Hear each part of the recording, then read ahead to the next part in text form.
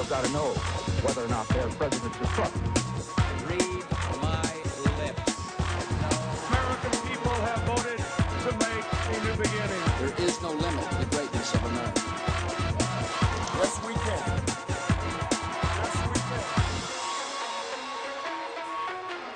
Hi there, welcome to Planet America. I'm John Barron. And I'm Chaz Licciardello. Just 5 days to go till the election, and I think this girl speaks for all of us. I'm tired of Barack Obama and Mitt Romney. That's why you're crying? Oh, it'll be over soon, Abby. Okay? The election will be over soon, okay? Okay. I'm not like that yet, but I think Wednesday afternoon I'm going to be about like that. Tonight it is all about Ohio. We're going to talk to former Governor Bob Taft and current Congressman Dennis Kucinich. That's more than enough for any show, so let's get on with the news.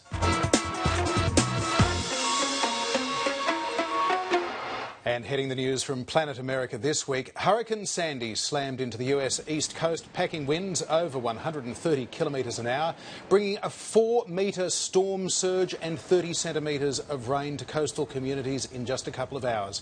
Worst hit were New Jersey and Lower Manhattan. More than 90 people now confirmed dead, and the damage bill could pass $50 billion. Both President Obama and Governor Romney suspended campaigning, but for the president, he also had a job to do. Our hearts go out to the families who have lost loved ones. It's true that because of some good preparation, the loss of life was kept lower than it might have been.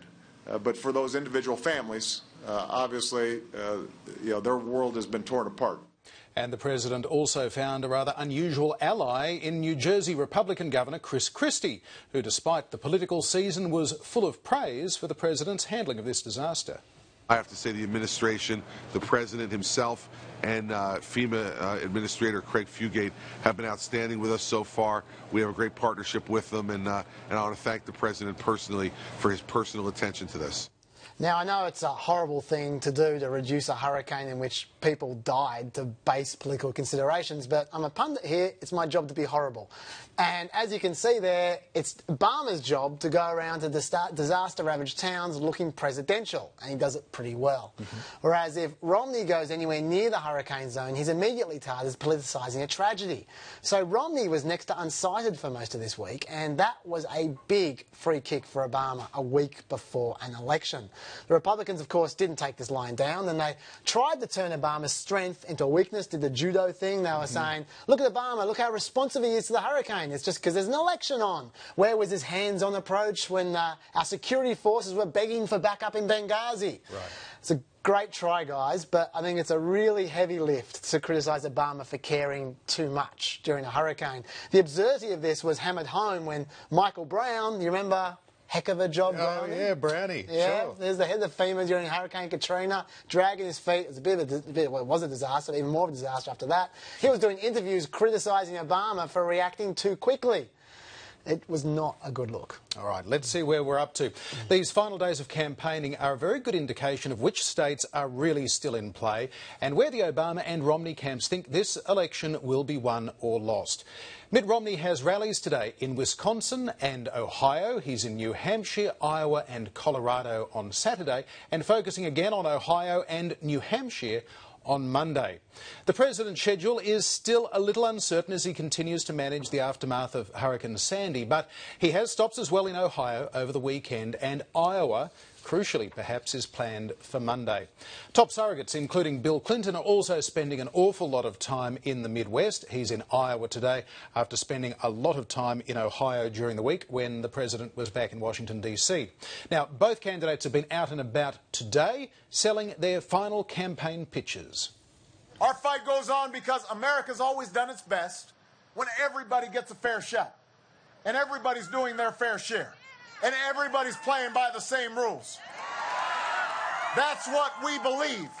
That's why you elected me in 2008. And that's why I'm running for a second term as president, because we've got more work to do. This is an election of great consequence, and I think you understand that. I know there are some people who believe we should just stay on the current course that we're on, and they think things are going just fine right now. I don't believe status quo is the right course for America. I believe that America finally needs real change. It was promised. We're going to give it to the American people.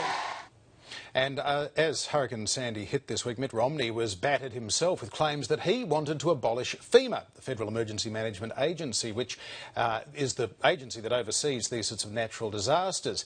His vice presidential nominee, Paul Ryan, has in the past advocated cutting FEMA's funding, and House Republicans have already cut their grants for disaster preparations. Democrats say Governor Romney has also advocated turning over FEMA's role to the states or even to the private sector instead. I want to jump in there because they've based that claim that Romney wants to defund FEMA on this clip here.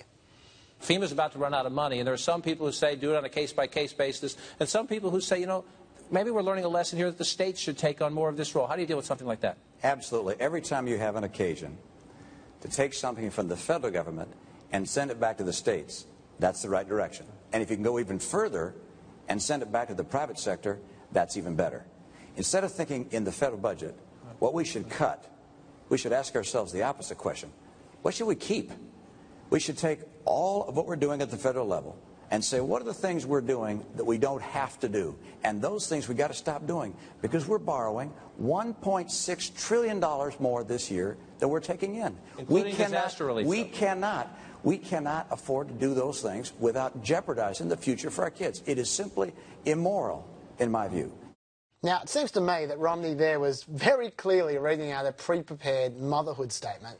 And when John King asked about disaster relief, trying to get him on topic, Romney just ignored him and kept on going with his soundbite, which is, of course, what politicians always do. They never, ever answer tough questions in debates. But he didn't deny it. No, he didn't deny it, but that's probably not good enough for a story. I reckon it's a bit of a beat-up. In fact, there's only one candidate who's actually gone on the record with funding cuts for FEMA, and that's Obama, who has cut 3% from FEMA and 14% from disaster relief in his next budget. Whereas Romney, as usual, is too slippery and gutless, to be honest, to put any hard figures to any of his cuts, so he isn't committed to any particular number, which is extremely frustrating as well, I might add. So, John, please give us some hard figures. All right, as hard as they can be at this point. Just 5 days to go until the only poll that matters. Here are a bunch of polls that probably don't matter at all. First, the national polls, which seem to have tightened up again after showing an advantage for Mitt Romney for the last couple of weeks. Have a look at this. ABC News in America has Obama 1 percentage point in front. Rasmussen has Mitt Romney ahead by 2 nationally. According to Fox News, it is a tie. And the National Journal has Barack Obama leading by 5. A lot of state polls are just as confusing and contradictory this week. In Iowa, Romney is either up by 1 or down by 6. In Virginia, Romney is either up by 5 or down by 2. In Florida, Obama is either up by 1 or down by 3. And in Ohio, where everybody's looking very closely, Obama leads in polls by the University of Cincinnati, Quinnipiac and Survey USA. But last Monday, Rasmussen gave Mitt Romney a 2 percentage point lead. And if you're confused, pretty much are we. Let me confuse things even further.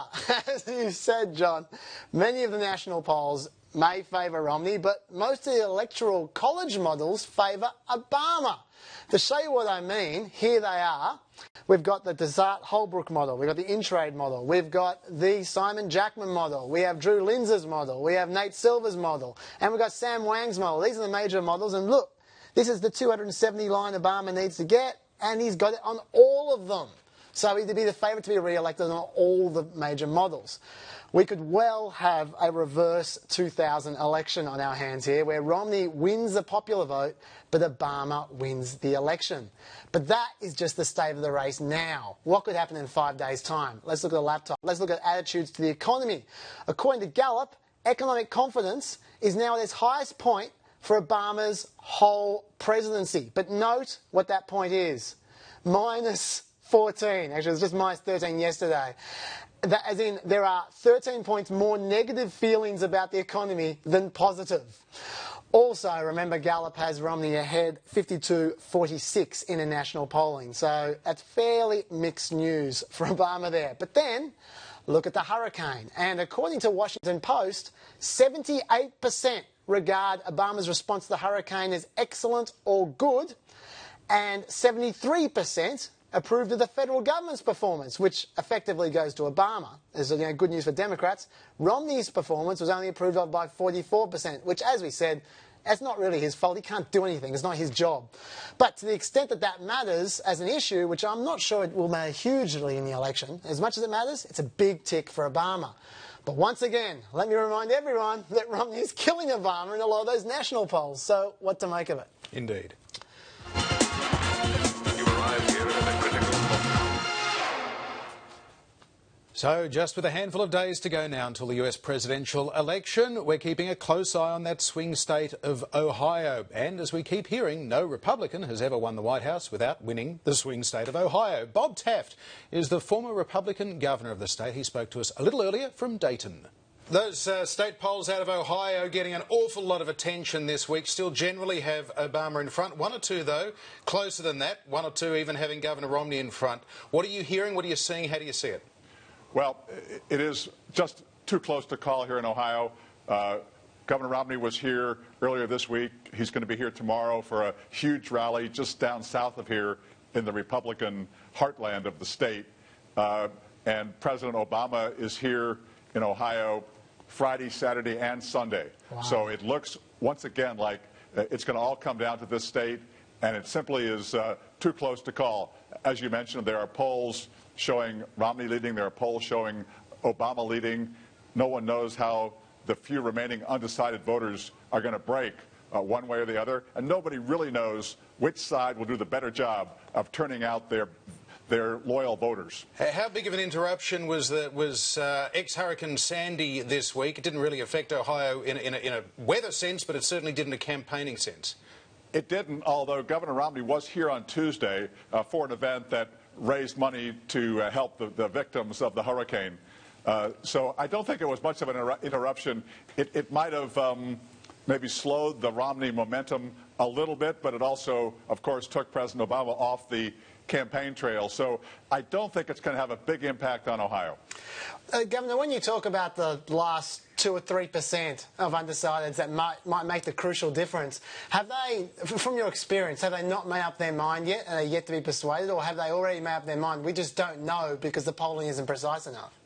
Well, I think it's a little bit of both. I think the number of voters who truly have not yet made up their mind must be very, very small.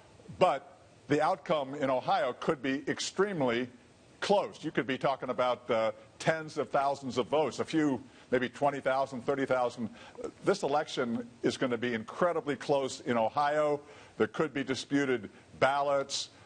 There could be a delay where they don't count provisional ballots for another week or 10 days. So any undecided voter could make the difference in Ohio.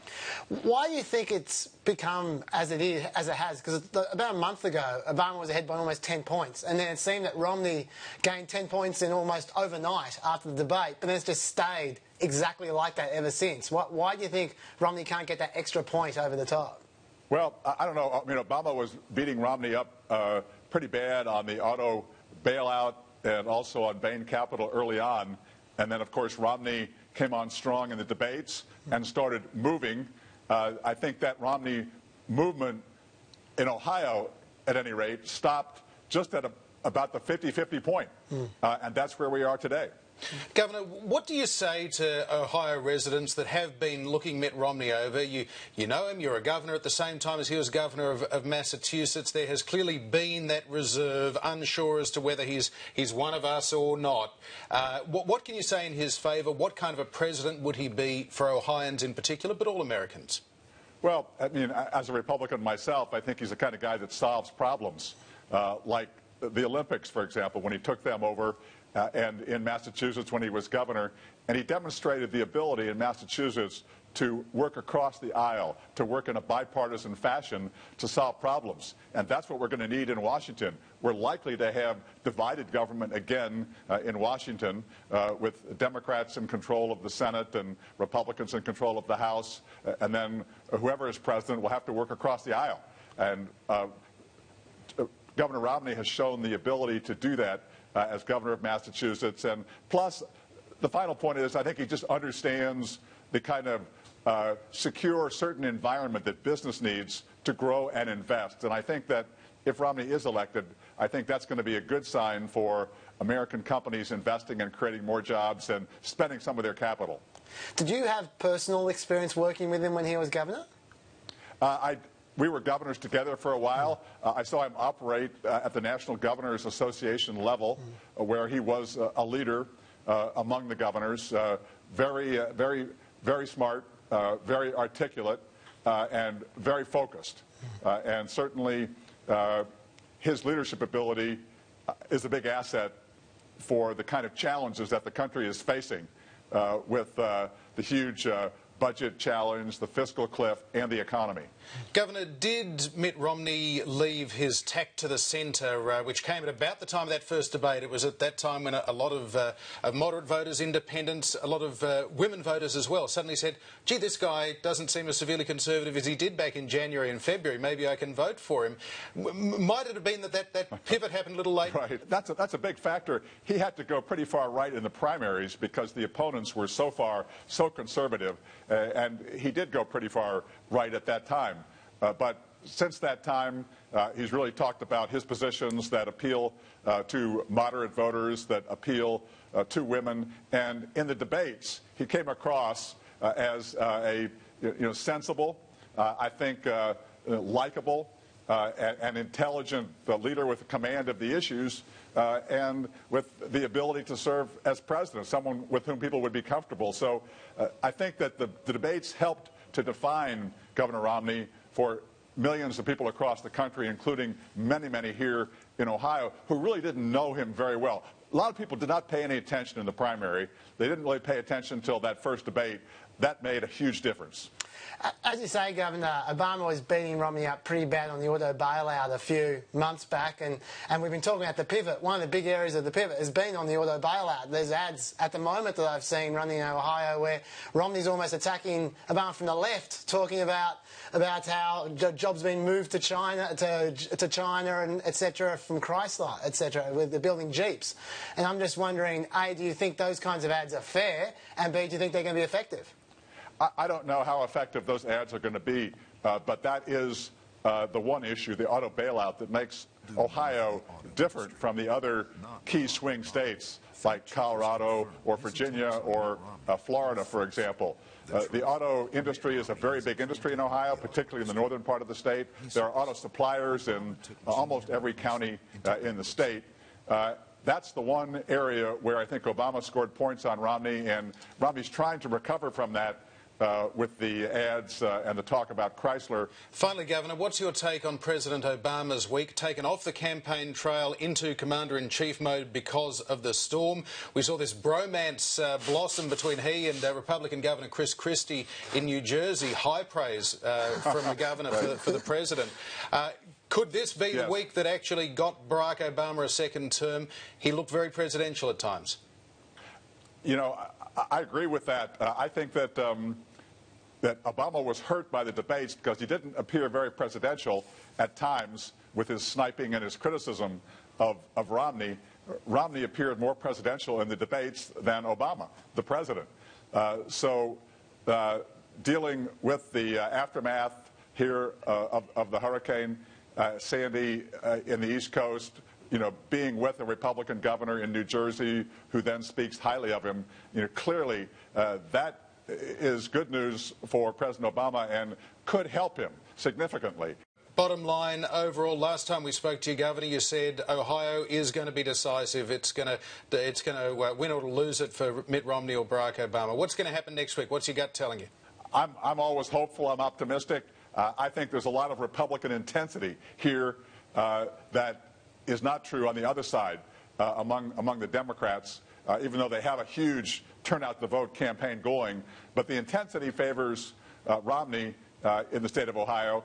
And so I'm, of course, hopeful that that will put him over the top by a very small margin in our state and make him the next president. Governor Bob Taft, thank you very much for joining us once again. My pleasure, John. Thanks so much. Great to be with you. Hey, did you know there's an election in 5 days? No? Well, then you're probably watching the wrong show. But if you haven't changed the channel yet, why don't you find out how the Electoral College works? It's effectively a parliament with just one duty, and it never actually sits in the one place at the one time. The votes are cast in mid-December in each state capital and then tallied in Washington, D.C. These days, there are 538 seats in the Electoral College, equal to the number of 435 members of the House of Representatives, 100 state senators and national electors from the District of Columbia. Those 538 Electoral College votes are distributed across the 50 states and D.C. on a proportional basis. California, it has the most with 55 Electoral College votes each. Then Delaware, the Dakotas, Montana and Wyoming, they have 3 Electoral College votes each. So, to win the presidency, Barack Obama and Mitt Romney are both aiming for a minimum of 270 Electoral College votes. 4 years ago, Obama won 365 to John McCain's 173. That was on the back of a big popular vote margin of nearly 10 million. It is possible to win more votes overall but still lose the Electoral College. That happened to Al Gore in 2000. He had 540,000 more popular votes than George W. Bush, but lost the Electoral College and the presidency, 271 to 266. And a tie is possible too. That happened way back in 1800 when Thomas Jefferson and Aaron Burr were both tied on 73 Electoral College votes each. Then it falls to the House of Representatives to decide who the winner is going to be. This year, Barack Obama and Mitt Romney could win 269 Electoral College votes each. If that happens, again, the House will have to decide. And if it comes to a House vote, to break that tie in the Electoral College, all states have just one vote, whether it's Delaware or California.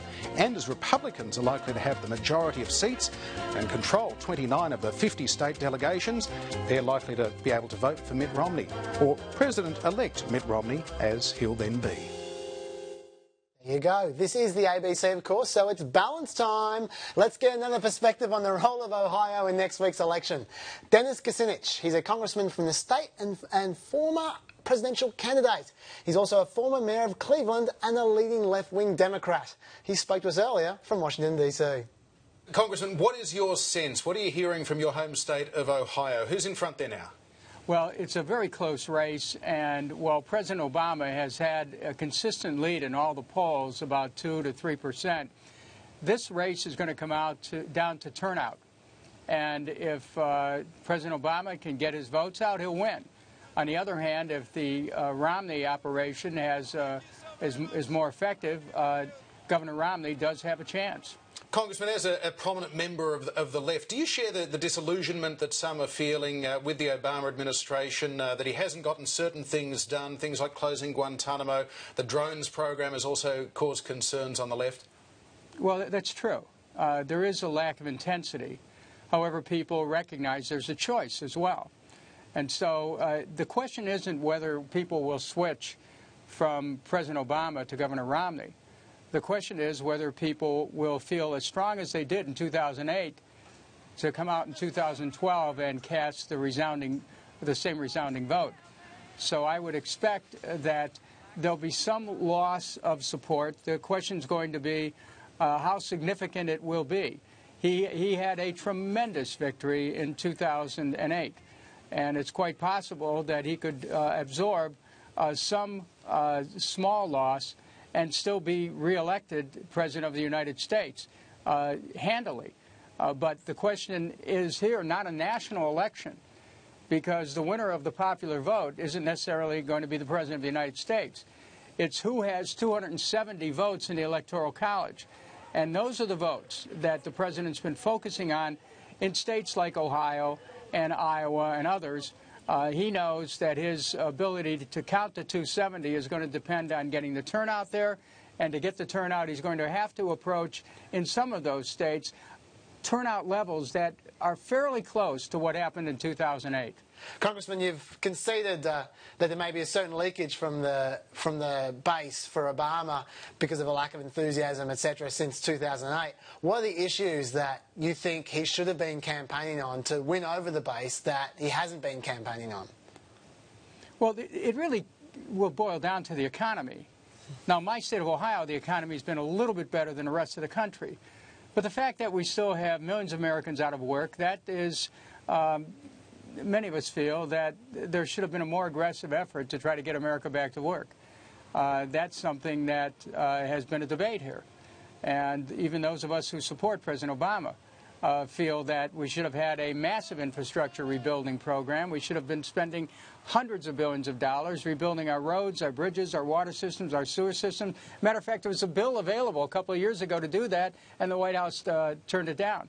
So we really need to stress the economy in the next term, but if the president's going to be reelected, it's going to be because those states which have given him a big vote have not been hurting as much as some of the states where he will not fare too well. Congressman, I'm interested in that perspective as a House member because, of course, the President says, gee, there's so much we would have gotten done, but Congress wouldn't let us do it, and it's usually the Tea Party Republicans that are held to account for that. What is your perception? What more could have been done? Well, there's some truth that the Republicans were blocking his agenda, but keep in mind that when President Obama took office, the Democrats were in control of both the House and the Senate. And that was the time to pass an aggressive agenda to put millions of people back to work. That didn't happen. The focus ended up being on a health care bill. That's important. We should have a not-for-profit system. We had reform instead within the context of a for-profit system.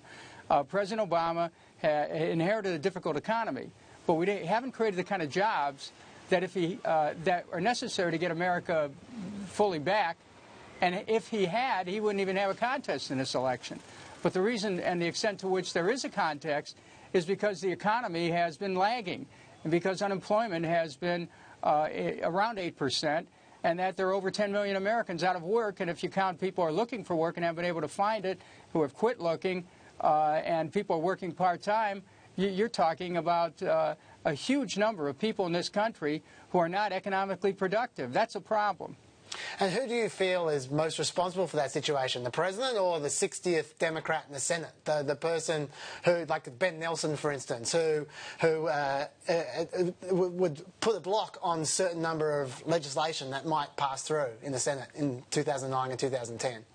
Well, I think the Democrats are going to hold the Senate, and they had a strong presence in the Senate from the time President Obama took office. And why the White House wasn't more aggressive in pushing an agenda then, I don't know. But the Democrats are sure to hold control of the U.S. Senate, notwithstanding the difficulty that President Obama is having in being able to put this election away successfully. Given that the Obama administration perhaps was a little timid in their first 2 years when they had these advantages on Capitol Hill, or maybe just focused on health care rather than jobs, as you say, what hope is there for a re-elected President Obama to work with the new Congress, if it's going to be kind of status quo, to make some of the reforms that perhaps weren't possible in the first term? Well, let's say that President Obama is re-elected. He'll have a Democratic Senate. At this point, the Republicans seem to have an advantage in the House. And I think that means that we'd be looking at a status quo. Hopefully, that doesn't mean that we'll still be in the same partisan gridlock that we've been in. But there are some big issues that we have to determine. There are those who want to partially privatize Social Security and cutbacks in Medicare and Medicaid. That has to be fought, and that's not going to produce any partisan cooperation, I can tell you that. And most immediately, of course, there's this fiscal cliff, so-called, that we keep hearing about, which you and others in the lame duck session are going to be having to deal with. What hope there is of avoiding a potential economic downturn of Washington's own creation? This was economics of the Congress's own making. We have to find a way to be able to begin to reduce our deficit, but not cut our programs to the bone to make it impossible for the government to function as an agency on behalf of the people. And I will tell you, it'll be a battle royal over these financial interests. The same battle, that we've had before the election is going to carry over after the election. The question is, in the new term, whether or not the two parties will be able to get together to find a way to serve the American people instead of just engaging in a partisan, internecine partisan warfare. As a Democrat, Congressman, are you concerned that Barack Obama could give away too much? Because certainly Republicans have made it clear that they're not at all interested in tax increases. They even raised their hands for that 10-to-1 deal that they wouldn't enter into. Well, assuming that President Obama is reelected, there is a concern that he will not hold steady and strong on stopping any kind of reductions in Social Security or even partial privatization of Social Security, in stopping any cutbacks in Medicare and Medicaid. There's concerns about that. Now, we know one thing, that if Mr. Romney's elected, some of those things are a certainty, that he will go to dramatically alter Social Security, Medicare, and Medicaid.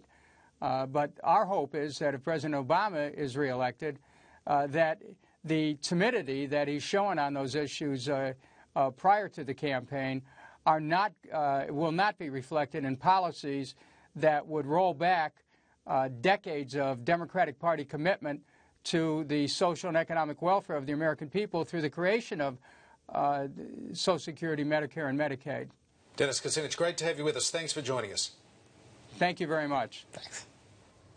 Now, we're talking to Congressman Kucinich there about the fiscal cliff and America's big debt problem. It is undoubtedly the single biggest issue facing American politicians today. Whoever wins next week, they're going to face a recipe for ongoing gridlock in Washington. And at the heart of this battle is a fight over tax and two very different kinds of Republicans. Senator Alan Simpson, co-head of the Simpson-Bowles Commission, and anti-tax campaigner Grover Norquist. And I've spoken to both of them for a new documentary called Shameless. The Party of Plug. Reagan, Shocker. which you can see at Where is the Senate Estimates Committee now? 9:30 on Sunday night. Shocker. 24. Shameless. You've got people now who are willing to, you've got a Republican Party now that has announced that they think that the full faith and credit of the United States is, as Mitch McConnell put it, a good hostage to ransom. And I don't think that my father would have thought too highly of people like that. The word compromise now has become a dirty word. More than any other issue, modern Republicans won't compromise on tax increases. Almost all of them signing up to a pledge never to increase taxes, inspired by Ronald Reagan. The muscle or the face of the absolutism about no taxes is a man named Grover Norquist. He's a nice guy with a very bad idea. The Taxpayer Protection Pledge is a written commitment that a candidate or an incumbent congressman, senator, governor, president signs, and it's to the American people, and it says, I will oppose and vote against any effort to raise your taxes. And so he's locked these people in, and if they say, well, I'm going to repudiate that, then he does a full-page ad, and he begins to use his money, and he'll cremate you in your district. Well, the No New Taxes pledge has had an enormous impact on federal finances. It's really decimated them and made it almost impossible to raise adequate revenue to fund the federal government. And the people who support this idea, such as Grover Norquist, have this really extremely shallow and naive view that if you just take away the government's credit card, that somehow or other spending will automatically come down. This is just complete and total nonsense.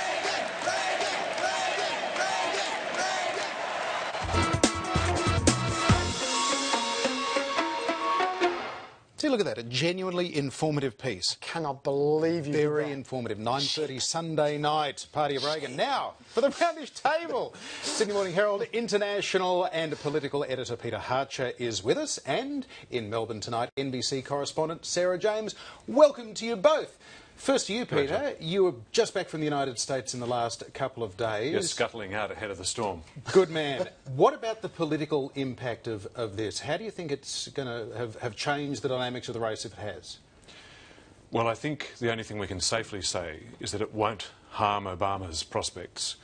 I think you were quoting earlier, the ABC Washington Post tracking poll had nearly 80% of Americans saying Obama had done a good or excellent job. So that's not going to harm him. But will it change voting intentions? The states most heavily affected were already firmly in the Democrat column. The swing states affected are mainly just getting a bunch of rain. They're not at the centre of a crisis. So I don't know if it's going to be central in changing fortunes, but it's not going to harm Obama. What do you think on this, Sarah? Given that Barack Obama looked very presidential, he even got a pat on the back from Republican Chris Christie. Well, Peggy Noonan had a great quote. She said, you know, in this kind of situation, Chris Christie is showing that you keep your friends close and your president closer. I mean, in a situation like this, you are friends with the president, even if you're a Republican governor. I think very definitely there's an opportunity for the president here to look presidential, to be the commander-in-chief. But we still see Romney slightly ahead. So I think with just a few days to go before the election, is it enough? Really, we're not going to know until Election Day. When you say Romney's still ahead, we've been talking about the difference between the national vote and the Electoral College votes. For some reason, Obama remains ahead on all the Electoral College models, despite the fact Romney has more votes. Why do you think that is? Well, I think we could see a reverse of what happened in the year 2000, which everybody remembers so well, where we had a Republican win the presidency, but he didn't win the popular vote. I think we could see the inverse of that this time with Obama potentially winning the presidency, but not capturing the popular vote. And I have to say that is the worst possible scenario for the U.S. because then you just create such division and such anger, and it becomes very difficult to lead. And there's no question that what we need from either man is leadership. Peter, it's hard to imagine that scenario Sarah talks about. They're becoming sort of less productive and more partisan than it has been the last couple of years. Do you agree that an Obama with an electoral college but not a popular vote win would have mandate issues? Well, I assume he's going to have mandate issues anyway. The way that the Republican Party has behaved in recent years suggests that mandate is a non-starter. It's a concept which no longer carries water. You're saying they didn't accept his legitimacy from the start. That's what essentially the birther stuff and everything essentially. else. Look, the statistic that I found most compelling. I mean, there's a lot of argument that things have got worse, more partisan. Well, have they really? How can you measure it? But the statistic I found compelling was that in the 1960s. At the peak of the filibustering in the US Senate, 8% of bills were filibustered. In the first 2 years of Obama's term, 80% of all bills in the US Senate were filibustered. Now, if that's not, you know, bloody-minded oppositionism, what is? It's pretty tough to solve the filibuster, or at least fingers crossed maybe one day they will, but at least on the issue of the Electoral College versus the national vote, this is one thing which everyone, at least in Australia, always goes, what a stupid system. Do you think if we have a situation where it's 1-1, where in over 12 years both parties have lost the presidential election, even though they won the most votes, do you think that could lead to reform of that system, or that's never going to happen? Well, it's embedded in the US Constitution. It's very hard to reform. It's based on, I mean, it's the same concept that gave us the Australian Senate, which is, as you'll recall, Paul Keating called unrepresentative swill, on the basis that the small states, wanting to protect their interests in the new federation, insisted that they have the same number of senators in the Senate as the big states. Now, the US has done the same thing with the Senate, but they've also extended that principle in the presidential contest, and that's what the Electoral College is, and that's where its origin is.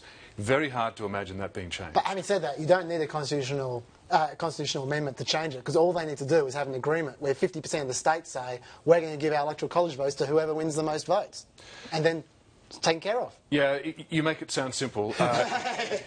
In the hard-fought partisanship of a conservative system like that, it's very hard to see. Sure. Sarah James, what do you think about the hopes for reform, whether it's to the Electoral College or campaign finance or the popular vote system? Is there any will in Washington to fix a system that may be broken? Oh, I think it would be very tough to change that. It's right. It came in with the Founding Fathers. And you have to remember that they had a deep mistrust of complete democracy. They were very clear that they wanted to set in a variety of checks and balances. That was really a fundamental idea for them. And one of the things that gets overlooked with the Electoral College that you have to remember is that what it does is that it makes whoever wins, they have to have a certain degree of support across the United States. It's not possible to have sort of a single state candidate who racks up an enormous number of votes in 1 or 2 states and wins. You can't do that. The way the math works, you have to be running a campaign all across the United States with the very different states that we have and their different issues. And that is a plus and a strength of the Electoral College, which is often forgotten when we get to times like now when you have a deeply divided electorate, and there are certainly problems. And then they spend 6 months in Ohio after that. But so I'm just wondering, with the jobs figures coming out tonight, are these massive of jobs figures, or is it already baked in the cake? The economy, no, it's not going to change people's minds now. I think we're talking about icing here, and I think it's whether you want pink or green. I mean, I think that there are so many different choices that are happening right now, and I think what's happening is you've got this small percentage of voters who've really got to decide, which lever am I pulling? And what's also important is whichever lever it is, they tend to vote straight down the ticket. So this is going to affect the House, it's going to affect the Senate, and it's going to affect the ability of whoever wins to run the country. And as we've said already, that's going to be tricky. And one final point, it's not just about Ohio anymore. You know, Ohio's always kind of had the, you know, if you win us, you win the whole big deal. Well, now there's so many electoral maps, and there are options for both candidates to win without Ohio. What do you think on that economic question, Peter? Whether it's the job numbers, some have said, you know, they have to go down, and yet they went down last month and Romney went up. So are these jobs figures or the other economic indicators that are pretty good at the moment going to make a difference? Comparatively. Well, you're right. I mean, it is perverse because in the last couple of months we've seen unemployment improve. We've seen the stock market improve. It's up nearly 20% so far this year. We've seen housing prices improve for the first time, really, the first time there's a recovery in housing prices in this president's term. And yet, that coincided exactly with the Romney run-up. So, I mean, although Obama was elected, the exit polls had 63% of Americans saying that they chose Obama to fix the economy. Even though at the last, almost at the death knock, the economy is improving, he's not getting credit for it. So you're quite right. It's not there is no one key to this election. Now, we are into the final 90 seconds of Planet America. Before this election, we've been talking about for 10 months now. Prediction time. Sarah James in Melbourne. What is your gut telling you? What's your head telling you? What's going to happen on Wednesday? Oh boy, I feel like I'm swinging around like a weather vane. But if you ask me what I think is going to happen, I think Obama's going to win. But it is super, super close. And it's by no means, I'm not going to put any money on the table. Peter Hartcher, where's your money? Well, the national vote is irrelevant in an electoral college. On the electoral college mathematics, it's likely to be Obama's. That's why the betting markets are giving him about a 2/3 chance of winning. And I think that's the likely outcome. All right, then. Well, that is all the time we have for Planet America for this week. We will be back next week after the election when we will finally know the results. And there is a chance that maybe we won't know the results of the election next week. It might go to the Supreme Court. We might be waiting on the count from Ohio for several weeks. So we'll either be talking to some lawyers or some political pundits, Obama's going to win Wisconsin and Ohio and the election. John? Well, I suppose on paper, Obama has a reasonably good chance.